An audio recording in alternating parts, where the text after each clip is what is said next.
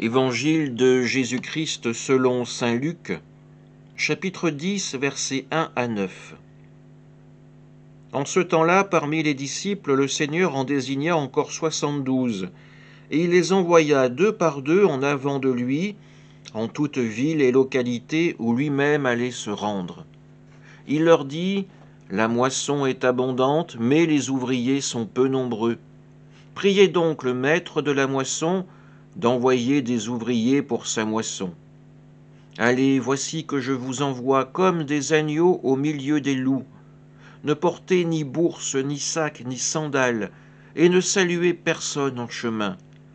Mais dans toute maison où vous entrerez, dites d'abord « Paix à cette maison ». S'il y a là un ami de la paix, votre paix ira reposer sur lui.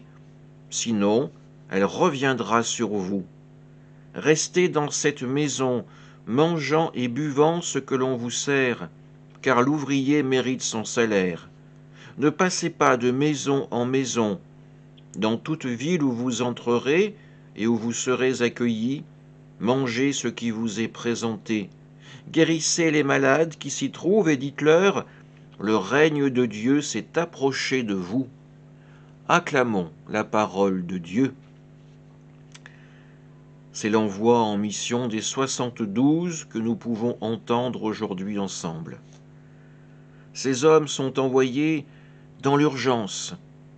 Ils ne doivent pas s'encombrer de bagages excessifs, pas de bourse, pas de sac, pas de sandales. Ne saluez personne en chemin.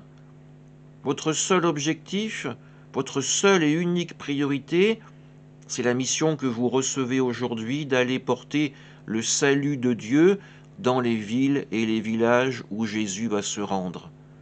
De commencer à préparer les cœurs et les âmes à recevoir, à accueillir la parole du Fils de Dieu.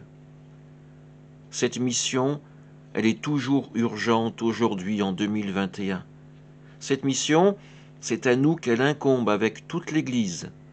Chaque baptisé, chaque fidèle est aussi un missionnaire, un disciple envoyé pour annoncer la parole de Dieu. Bien souvent, sous la pression, sous la peur, nous restons muets, silencieux. Nous ne parlons même plus de notre foi, de ce qui est le plus important dans nos cœurs et dans nos vies. Nous sommes devenus muets, nous sommes devenus silencieux, comme ces tombeaux dont on nous a parlé dans les évangiles de la semaine. Nous sommes devenus des lieux et des signes de mort, alors que Jésus nous communique sa vie, son espérance, qu'il nous fait le don de sa confiance pour nous partager sa mission. Alors oui, allons, annonçons et vivons le Christ. Amen.